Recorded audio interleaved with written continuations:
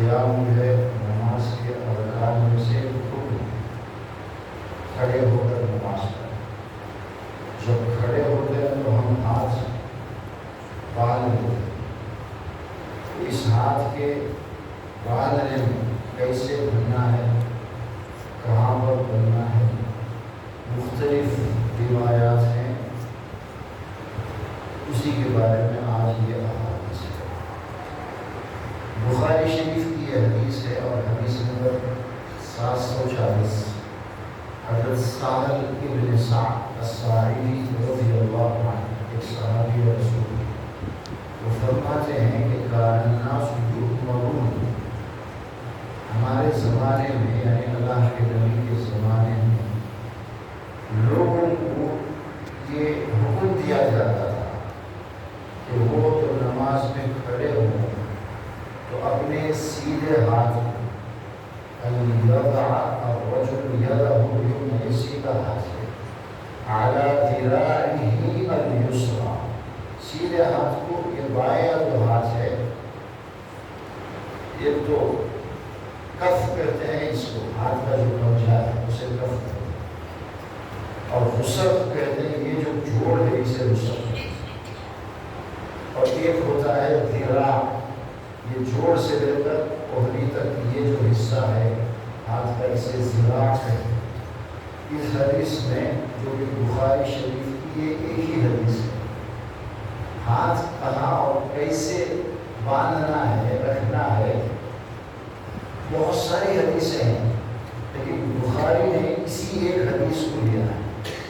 ان کے نزدیک یہی ایک حدیث جو ہے سند کے اعتبار سے اس قابل ہے کہ اس کو بیان کیا جائے، باقی کوئی حدیث انہوں نے نہیں دی۔ اس حدیث میں کیا ہے کہ اللہ کے نبی کے زمانے میں لوگوں کو یہ حکم دیا جاتا تھا کہ جب وہ کھڑے ہوں تو اپنے سیدھے ہاتھ کو بائیں ہاتھ کی جو ذراع ہے اس پر رکھا جائے، یہ ذراع اس پہ رکھنا، اس کا ذکر نہیں ہے اس حدیث کے اندر۔ اس حدیث کے حساب سے یہ صحیح ہے، یہ طریقہ ہے نماز کا۔ یہ بخاری شریف کی حدیث ہے، حدیث نمبر 740۔ اب اگر کوئی بھی دنیا میں کہیں بھی نماز اس طرح ہاتھ رکھ کر پڑھتا ہے، بالکل حدیث کے مطابق ہے، اسے کوئی یہ کہہ نہیں سکتا کہ تم ایسے کیوں ہاتھ رکھ رہے ہو۔ کوئی کہے گا اس کا مطلب ہے کہ وہ اپنی جہالت کا ثبوت دے رہا، اسے مسئلہ پتہ نہیں۔ اللہ کے نبی کا نام اس میں البتہ نہیں ہے، لیکن ایک صحابی کا یہ فرمانا کہ ہمارے زمانے میں یہ حکم ہوتا تھا، یہ آرڈر ملتا تھا۔ اللہ کے نبی کے زمانے میں کون آرڈر دیتے تھے؟ اللہ کے نبی کے ہوتے ہوئے کوئی اور حکم دے سکتا ہے؟ بالکل نہیں دے سکتا۔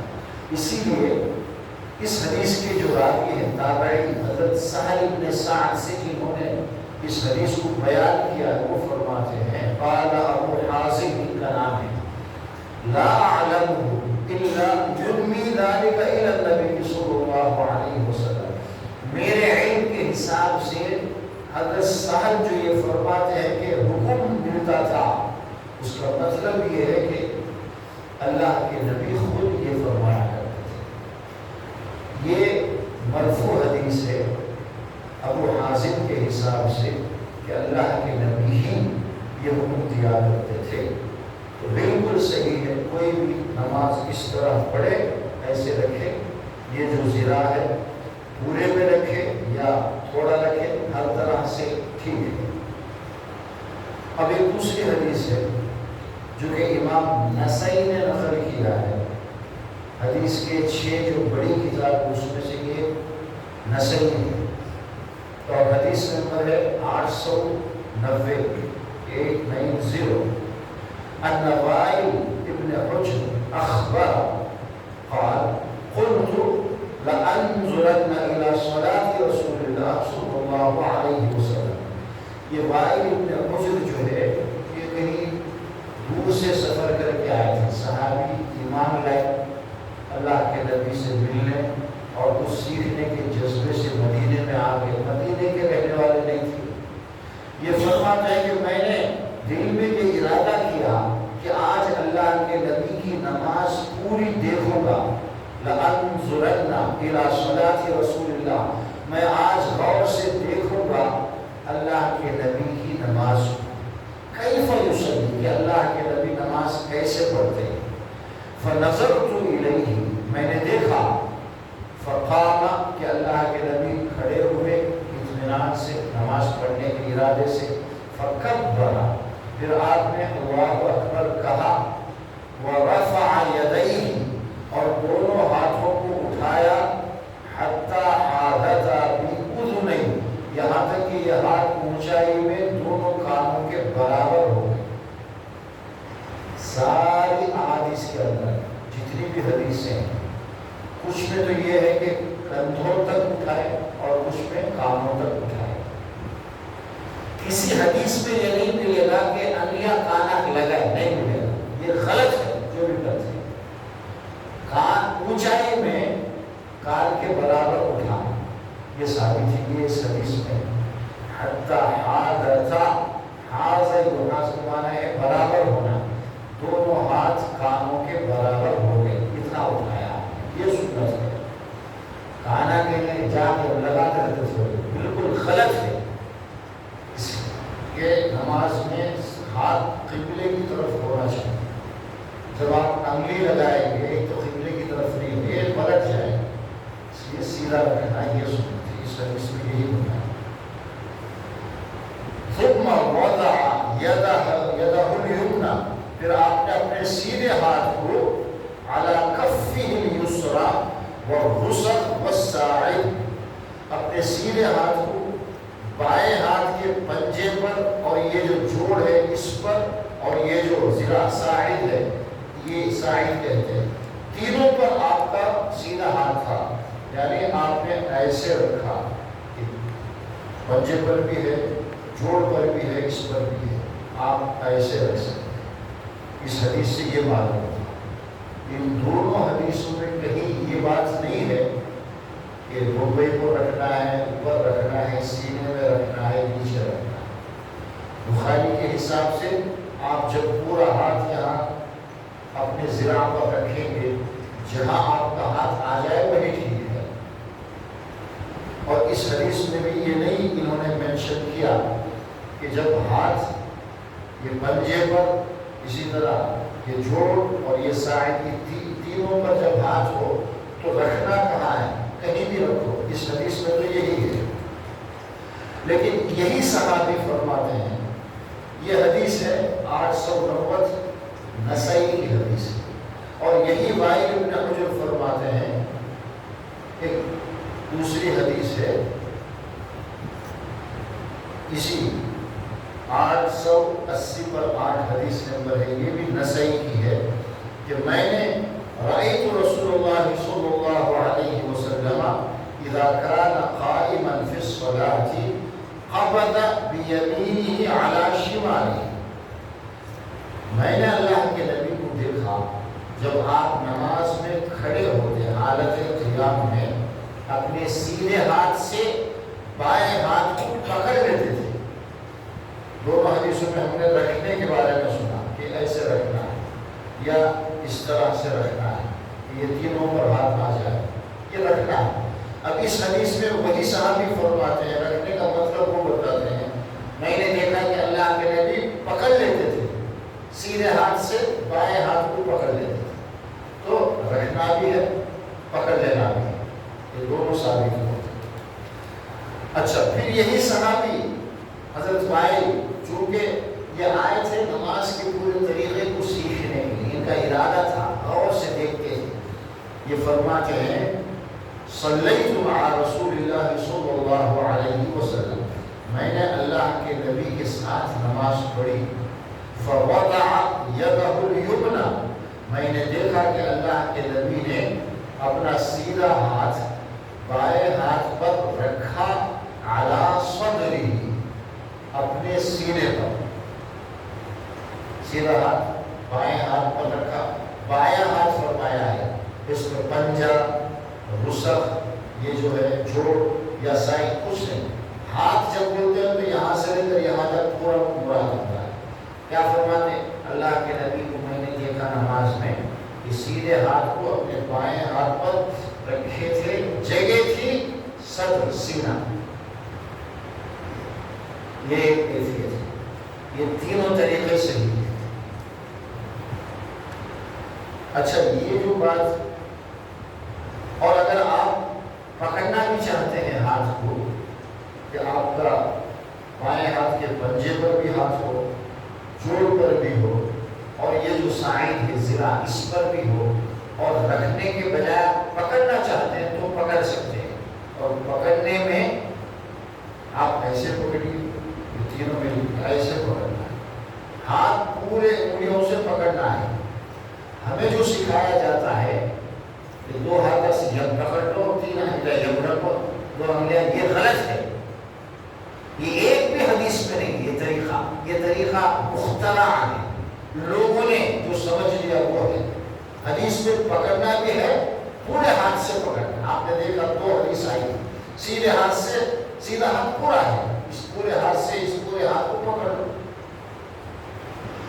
یا یہاں پکڑ لو, یا یہاں بھی اگر پکڑنا ہے تو ایسے پکڑو کہ پورا ہاتھ سے پکڑو. آپ نے ایسے پکڑ لیا, یہ پنجہ بھی ہے, یہ جوڑ بھی ہے, یہ ہاتھ ہے, آپ نے ایسے پکڑ لیا. چنانچہ آپ اگر حرم میں, مکے میں, مدینے میں جو ائمہ نماز پڑھاتے ہیں ان کی نماز میں آپ دیکھیں گے تو وہ قیام کے اندر کسی پر زیادہ عمل کرتے ہیں, ایسے پکڑ لیتے ہیں, ایسے رہتے ہیں. یہ طریقہ وہ زیادہ کرتے ہیں. یہ بہتر طریقہ ہے. یہ بھی بہتر ٹھیک ہے, اور یہ بھی ٹھیک ہے, سب ٹھیک ہے. اس حدیث کو امام ابن خزیمہ نے اپنی صحیح کے اندر نقل کیا ہے, سینے والی حدیث, اور یہ فرمایا کہ یہ حدیث صحیح ہے. تو آپ کو صحیح حدیث سے یہ معلوم ہو گیا کہ آپ اپنا ہاتھ سینے پر رکھ سکتے ہیں. اور پہلے بخاری شریف کی حدیث سے یہ معلوم ہو گیا کہ کہیں بھی آپ رکھو لیکن اس طرح رکھنا ہے. جب پورا ہاتھ رکھیں گے تو کسی کا ہاتھ سینے پر یا اس کے نیچے آئے گا, بمبئی کے نیچے تو نہیں آئے گا, تب نیچے جاتا ہے, بہت محنت کرنا پڑتا. اچھا یہ صحیح طریقہ ہے. ایک حدیث ہے جسے ابو داؤد نے نقل کیا, اور حدیث نمبر ہے 756, 756. وہ فرماتے ہیں ان علی قال, کہ حضرت علی رضی اللہ تعالی عنہ نے یہ فرمایا, ان من السنة وضع الكف على الكف تحت السرة. سنت یہ ہے, اور جب کوئی صحابی یہ کہے کہ یہ سنت ہے, اس کا مطلب وہ ہوتا ہے کہ وہ اللہ کے نبی کی بات ہے. تو حضرت علی یہ فرماتے ہیں کہ سنت یہ ہے کہ آدمی اپنا یہ جو پنجہ ہے سیدھے ہاتھ کا بائیں ہاتھ کے پنجے پر رکھے, بمبئی کے نیچے. حدیث میں یہ الفاظ ہیں تحت السرہ. اور امام ابو داؤد نے اس حدیث کو نقل کرنے کے بعد دو جگہ نقل کیا ہے. ایک جگہ حوالہ امام احمد کا دیا. یہ دونوں جگہ یہ فرماتے ہیں کہ یہ حدیث ضعیف ہے, کمزور ہے. لیکن ابو حنیفہ رحمۃ اللہ علیہ اور سارے احناف اسی حدیث کو بیس بنا کر کہتے ہیں کہ ناف کے نیچے بندو, ناف کے نیچے بندنے کا نہیں ہے. حدیث میں کیا ہے, وضع الکف, اپنا پنجہ, اپنا سیدھا ہاتھ کا جو پنجہ ہے اسے رکھو علی الکف, دوسرے کا. دوسرا کف کیا ہے, تو بایاں ہی ہوگا. یہ پوری ایک دوسرے پر ایسے رکھو تحت السرہ, بمبئی کے نیچے. اگرچہ یہ حدیث کمزور ہے, اور اس بات میں نے ہاتھ کہاں رکھنا ہے, اکثر احادیث اسی طرح کے ہیں, اور یہ ہاتھ رکھنا بھی سنت درجے کی چیز ہے. اس لیے اس حدیث پر بھی کوئی عمل کرنا چاہتا ہے تو وہ کر سکتا ہے. ہم کوئی اسے انکار نہیں کریں گے, حدیث ہے سارے. اور ایک حدیث میں ارسال کے بھی قائم ہے. امام مالک رحمۃ اللہ علیہ کہتے ہیں ہاتھ آپ بندوش نہ پا سکتے, چھوڑو کو کھڑے, وہ بھی سارے طریقے ہیں، لیکن زیادہ جو احادیث ہیں اور جو صحیح احادیث کچھ ہیں جو بخاری کی اور آپ نے دیکھا نسائی کی، اس میں جو ہے یا تو رکھنے کا ہے یا پکڑنا بھی ہے، تو یہ جو پنجہ اور یہ اس طرح پکڑے اور سینے کے پاس رکھے، یہ زیادہ اور صحیح ہے۔ اس لیے اس پر عمل کرنا، سنت پر عمل کرنا ہے، اور یہاں بھی اگر کوئی مانتا ہے، رکھتا ہے، اسے اختیار ہے۔ اس لیے امام احمد رحمۃ اللہ علیہ کا 3 اقوال ہیں، وہ یہ فرماتے ہیں یا تو فوق السرہ، کمرے کے اوپر رکھ دو، یا پھر کمرے کے نیچے بھی ٹھیک ہے، یا اختیار ہے، آپ کو جیسا اچھا لگے گا۔ یہ امام احمد بن حنبل کا قول ہے۔ امام شافعی کی بھی 3 قول ہے، وہ بھی یہ کہتے ہیں کہ اوپر ہو اور نیچے بھی ایک قول ہے، لیکن ان کے یہاں زیادہ کمرے کے اوپر کا ہے۔ یہ ساری احادیث ہیں، حدیث سے آپ کو جو سمجھ میں آئے وہ آپ کر سکتے ہیں۔ باقاعدہ جو بات سمجھ میں آتی ہے وہ یہ ہے کہ یا تو آدمی سیدھا ایسے رکھے یا پھر اس طرح سے پکڑ لے کہ اس کا یہ جو کف بھی ہو، یہ تینوں چیزیں مل جائے اور پورے ہاتھ سے پکڑے، دو انگلیاں سے منمانی طریقے سے نہیں پکڑنا، ہر چیز میں سنت کو دیکھنا ہے، کسی نہ کسی حدیث پر عمل ہو۔ اتنی جو احادیث ہے ان سب کو چھوڑ کر الگ سے کسی کی بات کو لے لینا، کمزور حدیث بھی ہے اسے بھی چھوڑ رہے ہیں، یہ صحیح نہیں۔ تو جہاں تک ہے ایسے پکڑ لینا چاہیے، اور آپ کمرے کے اوپر یا سینے کے پاس، یہ زیادہ بہتر ہے، اسی پر زیادہ عمل ہے۔ لیکن یہ ذہن میں رہے کہ کوئی کہیں بھی رکھتا ہے حدیث کے حساب سے، کسی بھی حدیث کو فالو ہوتے ہوئے اسے ہم غلط نہیں کہہ سکتے، کیونکہ اس کے پاس حدیث ہے، اگرچہ وہ کمزور ہے۔ زیادہ بہتر، زیادہ صحیح ہم اس پر عمل کریں گے۔ بخاری کی شریح حدیث کو ہم لیں گے، امام نسائی کی جو صحابی ہیں ان کی 3 باتیں ایک دوسرے سے ملتی ہیں، اسے ہم لیں گے، ہم عمل کریں گے۔ لیکن کبھی کوئی ہمارے سامنے بمبئی کے نیچے ہاتھ باندھ رہا ہے اسے غلط نہیں سمجھے، اور جو بمبئی کے نیچے ہاتھ باندھنے والا کبھی یہ نہ سوچے یہ لوگ اوپر جو ہاتھ باندھتے ہیں یہ صحیح نہیں ہے۔ میں نے خود دیکھا ہے، بہت بڑے لوگ اپنے آپ کو بہت دیندار سمجھتے ہیں، کام کرنے والے مذاق کر رہے تھے کہ آج کل لوگ جو ہے یہاں ایسے باندھتے ہیں۔ تم عمل کرو یا نہ کرو چلے گا، جس حدیث پر عمل کرنا ہے کر سکتے ہو، لیکن اللہ کے نبی کی کسی حدیث میں آئی ہوئی کسی بات کا مذاق اڑانا یہ کفر ہے۔ قل اب اللہ وآیاتہ ورسولہ کنتم تستہزئون، تم اللہ اور اللہ کے رسول اور اللہ کے رسول اور اللہ کی باتیں اور آیتوں کا مذاق اڑاتے ہو، اتنی ہمت ہو گئی۔ امام ابو حنیفہ نے نہیں اڑایا، امام شافعی کہتے ہیں کہ یہ بہتر ہے اس طرح کرو، دوسرا بھی سارے ائمہ یہ کہتے ہیں کہ جیسے تمہارا جی میں آئے کرو، ایک دوسرے کا مذاق نہیں اڑایا، ایک دوسرے کو یہ نہیں کہا کہ یہ غلط ہے۔ الف آتنی با آتنی، اور لوگوں میں مجمع میں بیٹھ کر بیان کرتے ہوئے میں نے خود اپنی آنکھوں سے دیکھا ہے، مذاق کر رہے تھے یا ہم تھے۔ آج کل نبے سے یہ نبوہ ہے، بخاری شریف آج کی لکھی ہوئی ہے، امام نسائی کی آج کی لکھی ہوئی حدیث ہے۔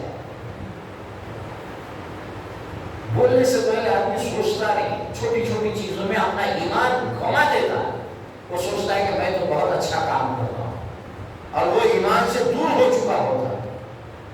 کسی بھی حدیث کا ہم کبھی یہ نہیں کہیں گے کہ یہ غلط ہے، اس کا مذاق نہیں اڑائیں، وہ بھی ٹھیک ہے جو کر رہا ہے کر رہا ہے، لیکن ان ساری حدیثوں کو سامنے رکھنے کے بعد جو سب سے اچھا طریقہ ہے وہ 2 ہے۔ ایک تو یہ آپ ایسے پورا بخاری پر عمل کرو، یا ابن حجر رضی اللہ عنہ کی جو 3-4 احادیث ہے اس کے حساب سے آپ جو ہے ایسے رکھ کر یا تو سینے کے پاس رکھ، یہ طریقہ ملتا ہے کسی کو بہتر ہے. کبھی کبھی آپ ناف کے نیچے بھی آپ کوئی نماز پڑھتے ہیں. اصل میں کچھ لوگ یہ بھی کرتے ہیں کہ احادیث میں الگ الگ اگر طریقے سے ہے تو کبھی اس طریقے پر، کبھی اس طریقے پر، کبھی اس طریقے پر عمل کرنا چاہیے تاکہ ساری حدیثوں پر عمل ہو جائے. ہم کسی ایک پر عمل کرنا شروع کرتے ہیں، عادت پڑتی ہے، اور پھر دوسرا کوئی دوسرے طریقے پر ہمارے سامنے کرنے لگتا ہے تو ہمیں وہ اچھا نہیں لگتا. اللہ کے نبی کا طریقہ، حدیث کی بات بھی اسے اچھی نہیں لگتی، کئی اسے عادت ہے، لیکن ایک اس طریقے پر کرتے آیا آج تک. ہمارے ساتھ یہی ہوا ہے، چونکہ ہمارے ملک میں زیادہ حنفی لوگ ہیں. کسی بات کو خوب بتایا، لوگوں نے عمل کیا کہ ہاتھ یاد ہونا، دوسرا بتائے سی حدیث آپ بولے سی، اس کو وہ آدمی کیا ہے روز دیکھتا ہے، اتنے روز سے نہیں سکتا کہاں سے آیا ہے، اتنے روز سے بتائے نہیں، کتاب اپنوں کو بتائے نہیں. تو اس میں دین کا کیا قصور ہے، اس طریقے کا کیا قصور ہے اگر کوئی بتایا نہیں ہے. اس لیے اس طرح کی باتیں ذہن میں نہیں لانا چاہیے. کسی بھی طریقے پر عمل کرنے کے ہو جائے گا.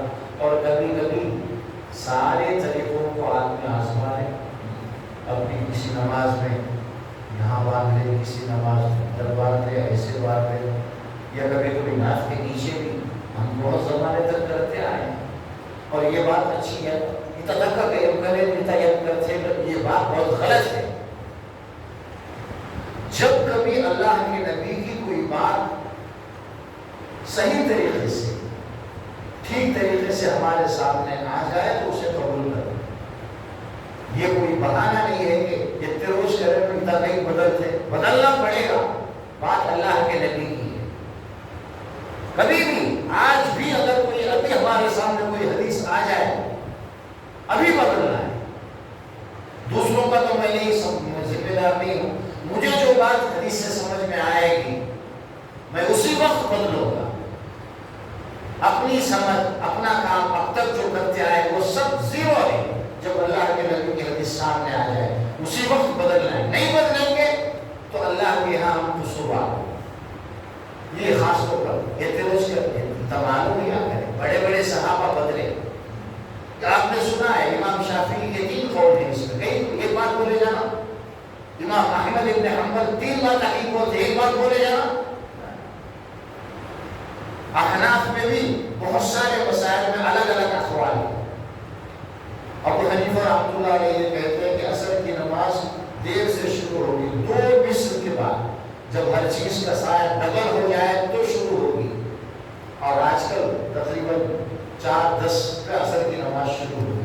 لیکن امام شافعی رحمۃ اللہ علیہ کہتے ہیں نہیں، 2 نہیں، شام جو ہے 1 کے برابر ہو جائے تو عصر کی نماز شروع ہو جائے.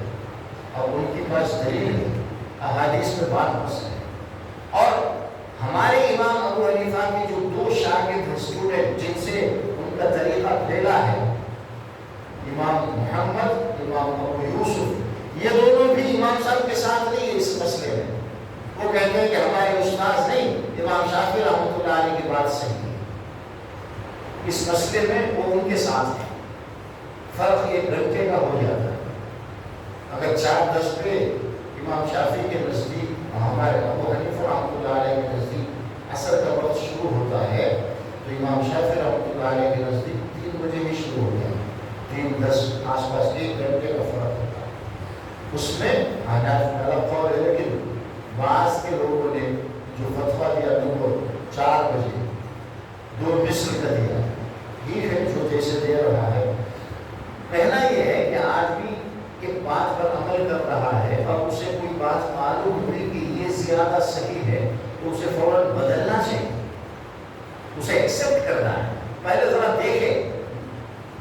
جو عبداللہ ابن عمر کا واقعہ بہت مشہور ہے نا.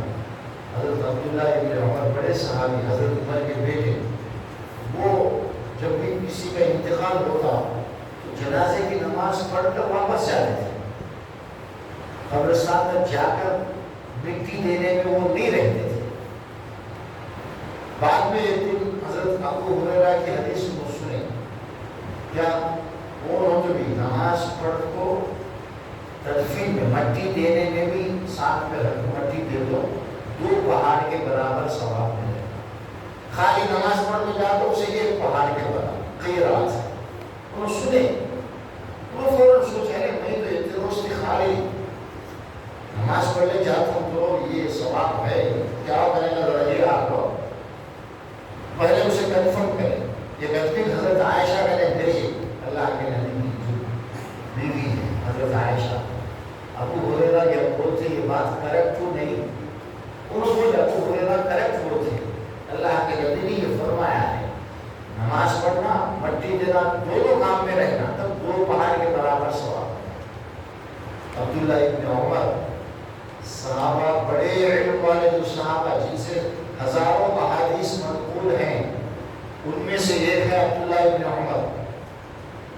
عبداللہ ابن عمر حضرت ابوبکر حضرت عمر حضرت عثمان حضرت علی ان سب سے زیادہ حدیث نقل کرنے والے ہیں بڑے اہل علم میں سے. ان کو پتہ نہیں تھا افسوس کرے ارے اتنے روز کی میرے گدے کی پہاڑ اب مس ہو گئے. تو بعد میں دونوں کام میں شریک ہونے لگے. میں آج کے بعد نماز بھی پڑھوں گا اور تدفین میں بھی شامل ہوں. بڑے صحابہ سے جب ہو سکتا ہے کوئی چیز ان سے چھپ سکتی ہے تو میں کون ہوتا ہوں آپ کون ہوتے ہیں آج کا عالم کون ہوتا ہے. جب اس کے سامنے کوئی بات آئے گا تو اسے ایکسیپٹ کرنا ہے. ایکسیپٹ نہیں کرے گا اپنی جھوٹی شان پر جائے گا اپنے پرانے رسم و رواج پر جائے گا تو اللہ کے یہاں قصور ہوگا. اللہ دیکھ رہا ہے کہ کس میں کتنا اخلاص ہے. کون اللہ کے لیے کر رہا ہے کون احادیث کی محبت میں کر رہا ہے اور کون جو ہے اپنے لوگوں کے پیچھے بھاگ رہا ہے. دین اپنے لوگوں کے پیچھے بھاگنے کا نام نہیں. دین نام ہے قرآن و حدیث کا. اللہ تبارک و تعالی ہم سب کو دین کی صحیح سمجھ عطا فرمائے. جب کوئی مسئلہ حدیث سے ہمارے سامنے آ جائے کھلے دل سے اسے ایکسیپٹ کرنے اور اس پر عمل کرنے کی اللہ ہم سب کو توفیق دے. سبحانک اللہم و بحمدک نشہد ان لا الہ الا انت نستغفرک